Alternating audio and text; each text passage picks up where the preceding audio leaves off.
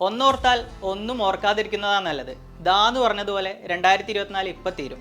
ചിലവളത് റെഡിയാവും, ചിലവളത് റെഡിയാവില്ല എന്ന് പറഞ്ഞ കണക്കെ മലയാള സിനിമയുടെ കാര്യം റെഡിയായ വർഷം കൂടിയാണിത്. 50 കോടി, 100 കോടി, 150 കോടി തുടങ്ങി 200 കോടി പടം വരെ വന്നു.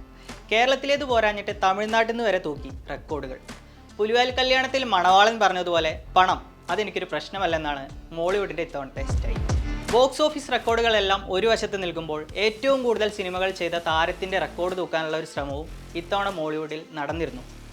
മലയാളത്തിലെ നിലവിലെ ആ റെക്കോർഡ് നിത്യഹരിത നായകൻ പ്രേം നസീറിൻ്റെ പേരിലാണുള്ളത്. 1979 39 സിനിമകൾ ചെയ്തുകൊണ്ടാണ് പ്രേം നസീർ ഈ റെക്കോർഡ് ഇട്ടത്.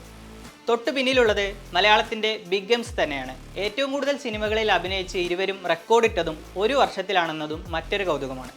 1986 മോഹൻലാൽ 36 സിനിമകളിൽ അഭിനയിച്ചപ്പോൾ മമ്മൂട്ടി വേഷമിട്ടത് 35 സിനിമകളിലാണ്.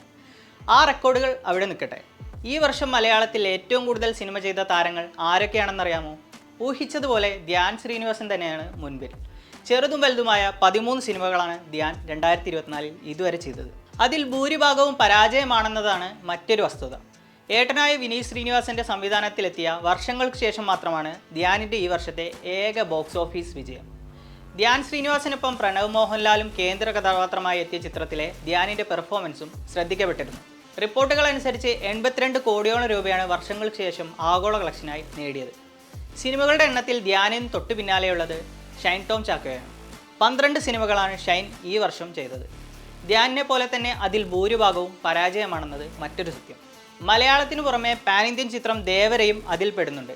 ബോക്സ് ഓഫീസിൽ പ്രതീക്ഷ പ്രകടനം കാഴ്ചവെക്കാനായില്ലെങ്കിലും ട്രോളുകളെമ്പാടും ഏറ്റുവാങ്ങിയെങ്കിലും ദേവര മാത്രമാണ് ഷൈൻ ടോം ചാക്കോയുടെ ലിസ്റ്റിലെ ഏക സാമ്പത്തിക വിജയം. ലിസ്റ്റിൽ 3-ാം സ്ഥാനത്ത് നടനും സംവിധായകനുമായ ബേസിൽ ജോസഫാണ്. ഈ വർഷം 8 സിനിമകളിലാണ് ബേസിൽ ചെറുതും വലുതുമായ കഥാപാത്രങ്ങൾ അവതരിപ്പിച്ചിട്ടുള്ളത്.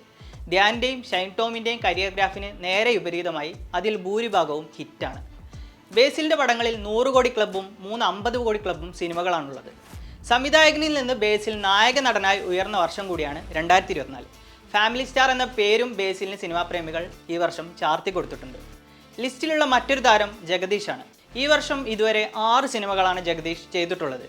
6ഉം ഹിറ്റാണ്. കിഷ്കിന്ധാകാന്ഡത്തിലെയും ഓസ്ലറിലെയും വേഷങ്ങൾ വലിയ ശ്രദ്ധ നേടിയിരുന്നു.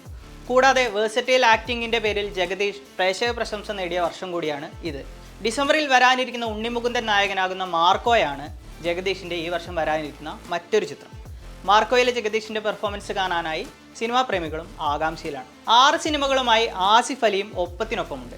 തുടർച്ചയായ പരാജയ സിനിമകൾക്ക് പിന്നാലെ ആസിഫ് വിജയ ട്രാക്കിലേക്ക് വന്ന വർഷം കൂടിയാണ് 2024. സെപ്റ്റംബറിലെത്തിയ കിഷ്കിന്ധാകാന്ഡത്തിലെ അജയ് ചന്ദ്രൻ എന്ന കഥാപാത്രം താരത്തിൻ്റെ കരിയർ ബെസ്റ്റ് പെർഫോമൻസുകളിൽ ഒന്നാണ്.